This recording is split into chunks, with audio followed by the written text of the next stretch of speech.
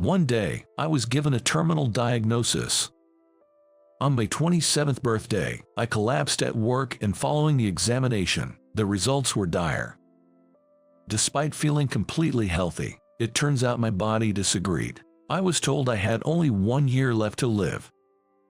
At that time, I had just gotten married, and when I returned home, I shared this news with my wife, Emily. "Work called to say you suddenly collapsed. Are you all right?" Emily was worried. About that, actually. I wondered what she would think. Being in her 20s and newly married, she probably never imagined her husband would die so soon. Knowing her, a crybaby, she might break down in tears. What should I say to comfort her? In a situation where I couldn't even accept the reality myself, these were the thoughts running through my mind. But what she said after a brief silence was unexpected. "I see."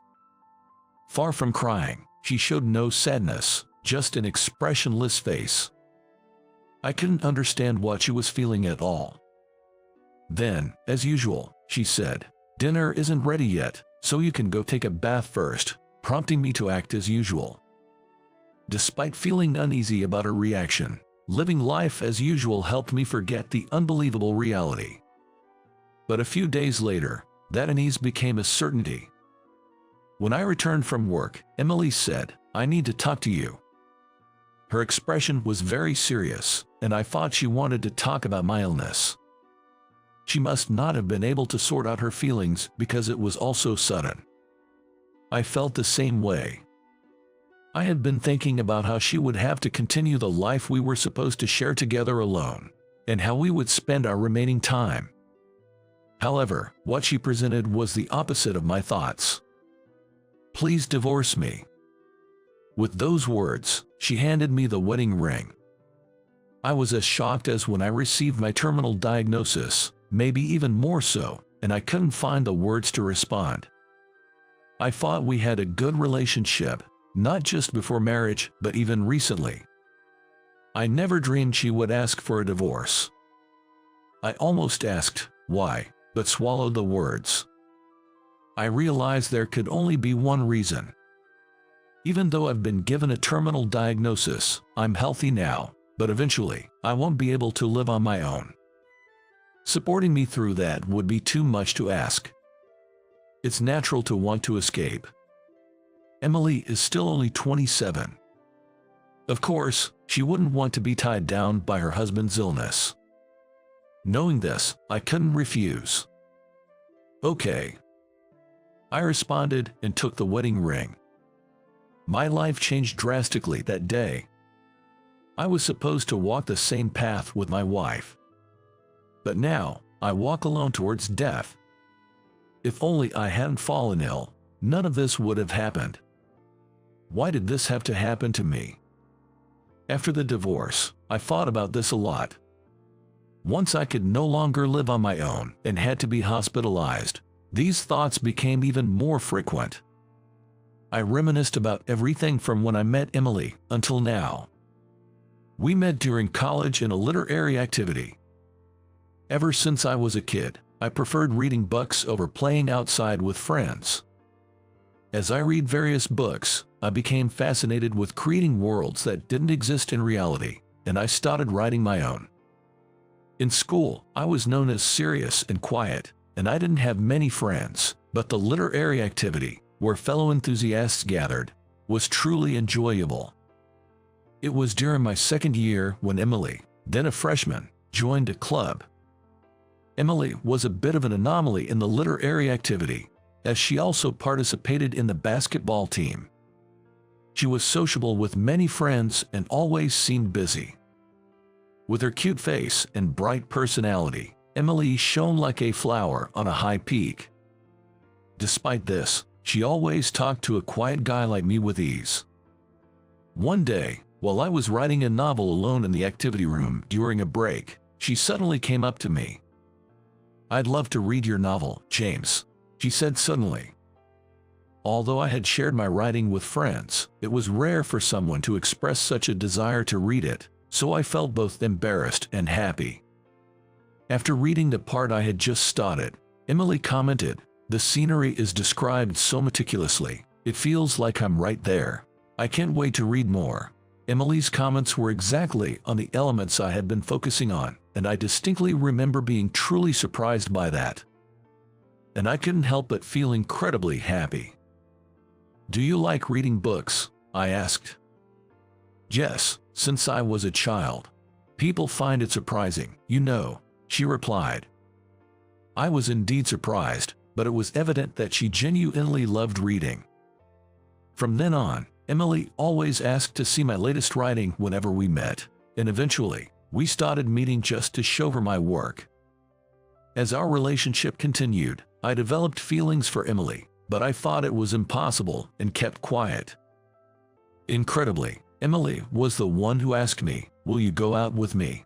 And so, we started dating. Even after we became a couple, Emily continued to be a fan of my novels. "You should show this to more people. You really ought to enter contests," she would say, pushing my hesitant self to do more. Thanks to her, I entered contests 3 times during university, and even won an award once. However, the real world wasn't so kind. All my submissions as a working adult were rejected. For 2 years after graduating, I lived a life of part-time jobs and writing novels. When Emily got a job, we started living together, but I increasingly felt that this couldn't go on. By then, I was thinking about marrying Emily. I couldn't keep burdening her with my endless chasing of dreams. I wanted to make Emily, who had given me so much hope, happy. With that determination, I completely gave up on my dream at 25. As I became an ordinary office worker, Emily often said to me, "Is it really okay to give up your dream? It's such a waste not to share your wonderful writing." But I wanted to make Emily happy, even if it meant giving up my dream. She was that important to me. After I repeatedly expressed this to Emily, she accepted my proposal the following year. I had thought, from now on, I'll make her as happy as she has made me. But things didn't turn out that way. But instead, I might have made her unhappy. I hope she's happy now. But if possible, I wish I could have been the one to make her happy. These thoughts occupied my mind every day. 2 years passed. I, diagnosed with only a year to live on my 27th birthday, am still alive and about to turn 29. There was only one way for me to survive: a transplant surgery. But the chances of finding a donor were extremely low. However, luckily, a donor was found, and the surgery was a success. It took some time to recover, but now I can walk on my own again. There was a place I absolutely wanted to visit once I could walk again. It was, of course, Emily's place. Emily might have already moved on with her life. She might not even want to remember me. But if my life was to continue, I wanted to see her once more and tell her. I needed Emily more than anything, even if it seemed stubborn. However, I didn't know what she was doing now. We had changed contact information when we divorced. So, her parents' house was the only clue I had. I hesitated with my finger on the doorbell, taking a deep breath. I might finally see Emily, whom I had longed to meet. But I might also be rejected. I had to be prepared for that reality. Just as I made up my mind, the front door opened, and there was Emily. She looked the same as she did 2 years ago. But I had thought I would never see her again, that I would die without another meeting, so I couldn't find the words immediately. Emily noticed me as she descended a few steps from the entrance. "What?" She looked incredulous, covering her mouth with her hand, frozen. It made sense. She might have thought I was already dead by now. As I was about to speak, Emily's expression changed dramatically. "What are you doing here?" She glared at me with an intensity I had never seen before. Feeling her strong rejection, my heart tightened. "I'm sorry for being persistent. I just had to see you, Emily, so I came." I confessed my feelings honestly. I had decided that today would be the last time. With that decision made, it might seem creepy to her now that she's moved on. But as I hesitantly read Emily's expression, I was surprised. Tears were streaming down her face. "Forget about me," she said that. "I'm sorry, I couldn't forget. All the time I was in the hospital, I thought only of you. I tried to convince myself that you were living a new life, but I couldn't. You were the most important to me." Pathetic, but that's my true feeling. "You thought of me all this time." "Yes. I thought she might find me creepy." I couldn't bear to look at her face. "Why? I wanted you to forget about me, to chase your dreams until you were satisfied. I always worried that you sacrificed your dream for me. If you only had a limited time left, I wanted you to live it the way you wanted." Emily said this, still crying. "That was the reason for the divorce." When I asked, Emily nodded quietly. I had misunderstood all along. Emily always had my best interests at heart.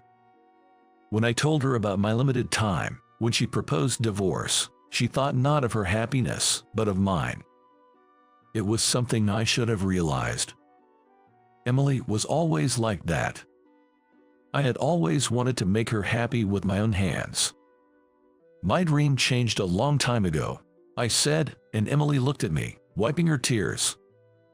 "More than becoming a novelist, walking alongside you, seeing your happy smile right next to me became my dream, truly." Even after hearing this, Emily still seemed unconvinced. "Whenever I thought of writing something, it always ended up being about you."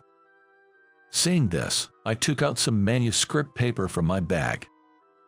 It was a piece I had continued writing during my time in the hospital. I had never intended to show it to anyone. It was like a love letter addressed to Emily. After reading it, Emily's cheeks were wet with tears again. "If possible, I want you to be by my side once more." "Thank you. Let me be the one to stay by your side," she said. But I had forgotten to tell her the most important thing: that my illness was cured. When I finally shared this fact, Emily was extremely surprised. Gradually, a smile appeared on her face, and she was happy. The paths of us, who had once parted, merged once again. 4 years later, we now have a new family. A 3-year-old daughter and a son on the way in Emily's belly. "Dad, tell me the rest of the story from yesterday." Every night before bed, my daughter would say this. "Are you sure you don't want a picture book tonight?" When I asked, she said with a smile, "No, your stories feel like they're real and are so much fun." It sounded like something I had heard before. Feeling nostalgic and chuckling, Emily joined us in the bedroom, saying, "Let us listen too." Us clearly meant Emily and the baby in her womb. I may have stopped writing novels, but my family enjoys the stories I create. I didn't achieve my grand dream I once envisioned, but these moments with my family are the happiest and most precious to me. I can't thank Emily enough for making me realize this. While I was telling the story, I heard a heavy sigh. Turning to look, I saw our daughter sleeping soundly between Emily and me. Sharing a smile with Emily, I stood up to turn off the light. Suddenly, Emily exclaimed, "Ah!" It moved. Reacting to her voice, I quickly placed my hand on her belly. I felt a distinct movement. It's true. The first time I felt the baby's movement. Emily, looking happy, said, "This child must love your stories too." I hope so. I will continue creating beloved stories for my dear Emily and our children. Hey, a poor guy like you, a high school dropout, doesn't belong in such a fancy hotel. At the reunion, I never expected to go through something like that. My name is Alex. I was born and raised in a poor family. Because of that, I was often harassed by my classmates in elementary school. My clothes were ragged, and unlike everyone else's homes, we didn't have any video games. Obviously poor, living in a run-down house, I was a clear outlier in the eyes of my classmates. Kids can be cruel, saying hurtful things without a second thought, and that's why I faced harassment. Especially Brandon, a classmate, was the worst in harassing me. "Hey Alex, a poor guy like you shouldn't be eating the same school lunch as us." Saying that, Brandon would sometimes spill my lunch on the floor and tell me to eat it, or he'd cut my backpack with a cutter, saying, "Shouldn't a poor person's backpack look more worn out?" He carried out such mean-spirited harassment. Despite his obvious successes, not only the other classmates, but even our teacher, Mr. Thompson, turned a blind eye. Brandon, whose father was a company president, was the typical rich kid, using his power as a shield. That's why no one dared to stand up to him. Brandon's harassment continued even in middle school. It seemed like I was his target, just for being poor, but I never understood why he was so persistent. "Too bad, Alex. As long as I'm the rich kid, nobody is going to help you," he said with a mocking laugh. His attitude was repulsive. But I had no intention of giving in to such things. "If you want to harass me, go ahead, but I'm not going to lose just because of that." Perhaps impressed by my attitude, gradually, I gained friends who supported me. Brandon probably hoped his harassment would make me look pathetic, but having even a few friends on my side meant I wasn't easily shaken. I always kept top grades in school. Though I refused to give in to the harassment, I am human after all. I did feel angry and frustrated when ridiculed. I studied hard every day, hoping good grades might change how others saw me. Well, Alex, top of the class again in this testament. I was praised for my good performance. But Brandon didn't like that. "You, a poor guy, don't get cocky." Brandon was angry because I surpassed him in test rankings. He was quite smart, and his grades were commendable, but losing to me seemed to irk him. As a result, Brandon's harassment escalated. He would throw away my textbooks and notebooks, and fill my desk with trash, tirelessly doing such things every day.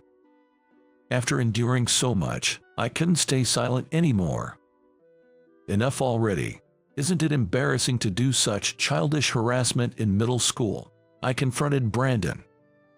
But he just laughed it off, saying, "Shut up. Poor people should just live miserably at the bottom." I realized it was useless to argue with him. That's when it happened. "Hey Brandon, what did you just say?" A sudden shout. It was our teacher, Mr. Williams. He must have heard our conversation and was coming over. "Why are you two fighting?" he asked. I honestly told him everything that had happened. Mr. Williams looked surprised for a moment, but then turned to Brandon with a serious face. "Brandon, it's true that Alex's family might be struggling financially, but it's wrong to ridicule that. Such behavior is for small-minded people." Mr. Williams spoke. "Whether poor or rich, we are all human beings just the same. Moreover, life is unpredictable. Your circumstances can flip at any time. What matters most isn't pride, but the consideration we show towards others." His words deeply resonated with me. Brandon awkwardly left the scene. I thanked Mr. Williams. "I'm sorry I didn't notice sooner, but you've done well to persevere. Keep that resilience. It'll be important in the future." I nodded at Mr. Williams' words. That day, I vowed to become a kind and strong person. This would become a pivotal influence in my later life. Time passed, and my middle school days were nearly over. The harassment from Brandon had ceased. Whether it was Mr. Williams' influence or the fact that it became harder for Brandon to act out, I'm not sure, but my school life was peaceful. Then, one day, we had a parent-teacher conference to discuss future plans. I had written on my career aspiration form that I intended to work. As expected, Mr. Williams questioned this. "Alex, are you really set on working? It's not impossible to find work as a middle school graduate." But wouldn't it be better to at least attend high school? It wasn't unreasonable for Mr. Williams to think so. I was probably the only one in the entire school planning to work after middle school. But I had my reasons for this decision. Mr. Williams, I want to start working early to support my family. Of course, there might not be many places that hire a middle school graduate, but I want to give back to my parents who have raised me this far. Mr. Williams' eyes welled up at my words.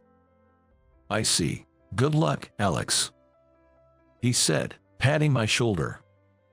After graduating from middle school, I started working at a local inn in Nebraska. Hey Alex, what are you dawdling for? Yes, sorry. Starting at the bottom, I initially struggled with the work and was scolded daily. But the reason I never faltered was because Mr. Williams' words were always in my heart. The desire to ease my family's burden, coupled with the determination to never run away no matter how tough things got, were my pillars of strength. Thanks to these, I was determined to quickly learn the job. Among those who were particularly strict with me was Mrs. Stewart, the innkeeper. You still lack the awareness of being a professional. I appreciate your hard work, but your manners towards guests still need improvement. I thought I was being careful with my customer service, but Mrs. Stewart, as the inn's owner, was on another level. Her use of language and the small acts of consideration she showed were far beyond what I could offer, truly embodying the spirit of hospitality. Alex, this inn doesn't just operate because of its staff.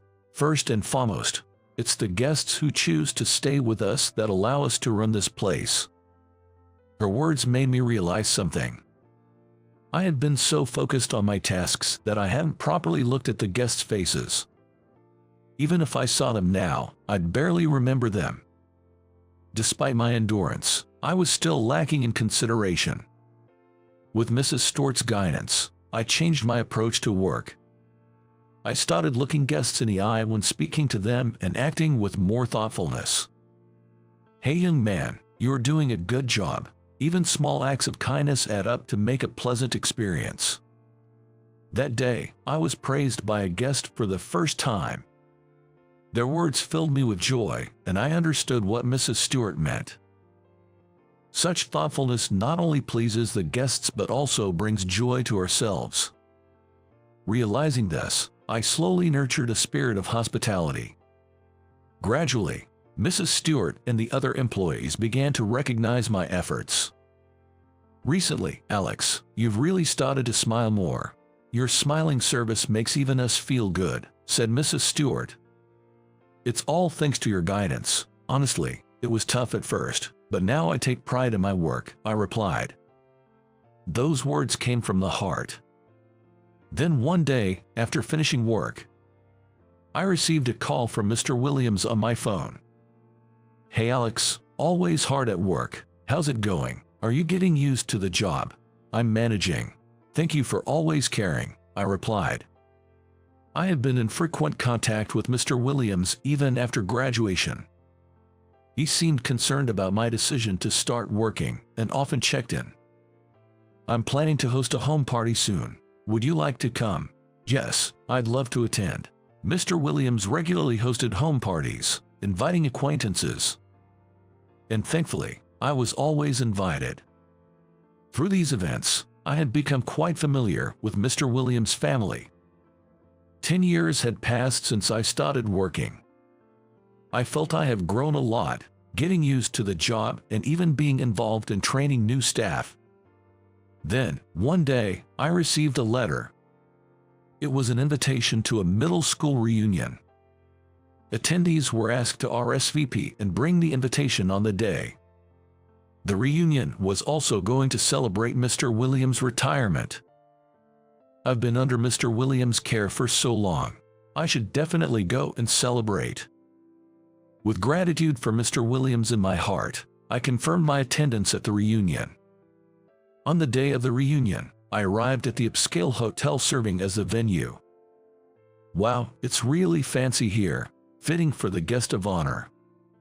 Upon arrival, I wanted to greet Mr. Williams, but it seemed everyone had the same idea. There was a long line to meet him. Looks like it'll take some time to greet him. I decided to wait and looked around at my former classmates. Alex, over here, a friend from middle school, with whom I had been close, spotted me and called out. I sat next to him, feeling joy at seeing a familiar face. It's been a while. You started working right after middle school, so we didn't have many chances to meet. You haven't changed a bit, I replied. His bright smile reminded me of our middle school days. There was something comforting about seeing him unchanged. We spent some time catching up over drinks and food, reminiscing about old times. That's when it happened. What is a poor guy like you here in a place like this? I heard a mocking voice from behind. Of course, it was Brandon. He approached with a disdainful smile. And my friend by my side looked displeased. Hey, this is a luxury hotel. A high school dropout and a poor guy like you shouldn't be here. I honestly hadn't expected to face his sarcasm after 10 years. I had hoped that Mr. Williams' words in middle school would have made some impact, but clearly, they hadn't. I remembered hearing that Brandon had joined his father's company after graduating from college. However, Brandon's personality remained unchanged, and even in college, he used his father's name to do as he pleased. As a result, he never made genuine friends. The only people around him were those attracted to his power and wealth. There was no real trust or meaningful relationships in his circle, just superficial connections. He doesn't know what true friendship is. That's why he can say such thoughtless things without considering others or the place. Thinking about it, I felt pity for him. Having his father as a shield, Brandon only maintained relationships with those who benefited from it. If he ever lost that shield, he would truly be alone. Thinking about this, I lost the urge to retaliate. Perhaps this perspective came from my experience in the hospitality industry. But Brandon, heedless of my feelings, continued to hurl insults. You don't belong here. Why don't you just leave? It was at that moment, sighing at his unchanging spitefulness, that Mr. Williams approached us. Brandon, are you still saying such things? Saying that, Mr. Williams approached us. It seemed the long line to greet him had finally settled. Mr. Williams, I'm not wrong. A luxurious hotel meal like this costs a lot. A poor guy like him shouldn't be here, Brandon argued. Indeed, this hotel is famous enough to be frequented by celebrities. It's not a place where the average salaried worker could easily afford to come. That's probably why Brandon thought I was out of place here. But then, Mr. Williams spoke to him. Do you know nothing, Brandon? This hotel is provided by Alex. What, really? Brandon couldn't hide his surprise. Yes, I was now the leader of a new business division in a hotel chain. Assigned directly by Mrs. Stewart to spearhead our group's expansion, I had acquired several inns and hotels, including this one. When Mr. Williams wanted a special place for his retirement celebration, I offered this hotel. Alex has been working hard for the past 10 years, wanting to make life easier for his family. He studied at night, not just working but also learning to succeed in business, Mr. Williams explained. Everything he said was true. I had earned Mrs. Stewart's trust and been entrusted with this business. To repay her, I studied after work, aiming to make the business a success. I believe that the efforts I've made over these past 10 years have finally blossomed into success. No way, that can't be true. It's not a lie. This is all a result of Alex's efforts. Having watched over me all these years, Mr. Williams understood my journey well. I owed my success to my family and Mr. Williams' support. As I was reflecting on this, a familiar voice called out. Hey, Alex is here too. Emily, you're here as well. She was Emily, Mr. Williams' daughter. Since meeting her at the first home party I attended, we had become close friends. Wow, you have such a cute girlfriend. my friend teased with a grin. I felt a bit embarrassed by his remark. Why? Why do you always get everything? Brandon suddenly raised his voice. The room quieted as everyone's attention turned to us. Ignoring this, Brandon continued. You're good at studying, have trustworthy friends, and even though you're poor, you succeed in everything. It's not fair. It seemed these were Brandon's true feelings. I learned that since childhood, Brandon had been labeled the black sheep of his family. Compared to his siblings, who excelled in various fields, he was considered lacking in talent and struggled to find his place at home. In contrast, I excelled academically and always enjoyed my time with friends. He said he couldn't stand the fact that, despite being rich and standing on the brink of despair, I, poorer and at a lower social level, was enjoying life. For that reason, he harassed me to reassure himself that there were people lower than him, finding his sense of worth in doing so. Brandon, that's not right, I said. I know, you wouldn't understand the despair and sadness of being rejected by your own parents, Brandon retorted, breaking down in tears. The surroundings became uneasy at his breakdown. Brandon, stand up, what you did was wrong, but you've always maintained excellent grades, haven't you? That's proof of your effort. Indeed, he might have been fixated on being the top of the class, but he consistently held the second spot in our grades. That's no small feat. Besides, you got into high school and college because you studied hard. You didn't need to step on others to achieve your own success. Brandon's face showed a startled realization at my words. It seemed he was finally aware of it himself. He probably worked harder than any of his siblings. Surely, he had achieved significant results. But the goals set for him were simply too high, an unreasonably steep threshold to meet. Your father and siblings don't define you, Brandon. You should aim for goals that satisfy you. I'm sure you can do it, I encouraged. Alex, I'm sorry for everything. Brandon finally apologized. Mr. Williams was also moved to tears by this scene. Come on, now that everything's resolved, let's not dwell on it, let's celebrate. When my friends called out to the crowd, applause came from all around the venue. That applause was likely directed at Brandon, acknowledging his newfound understanding and reconciliation. The reunion and Mr. Williams' celebration concluded peacefully. Time passed, and on a day in June, I held my wedding with Emily. The venue was the same hotel where the reunion took place. Family, friends, Mr. Williams, Mrs. Stewart, and even Brandon attended. Surrounded by blessings, we embraced our happiness. Brandon had quit his father's company and severed ties with his family. He was working part-time and job hunting. Occasionally, he dines out with us, always asking to be introduced to a woman.